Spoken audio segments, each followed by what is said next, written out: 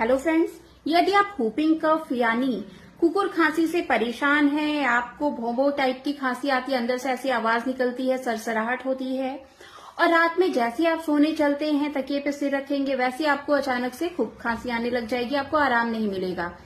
या फिर कोई ठंडी चीजें खाने से आपको इस तरह की परेशानी हो गई कि आपको whooping कफ की शिकायत हो गई है, तो भी आप इस मेडिसिन को ले सकते हैं, जो कि आज मैं आपको बताने जा रही हूँ। बहुत इफेक्टिव मेडिसिन है ये।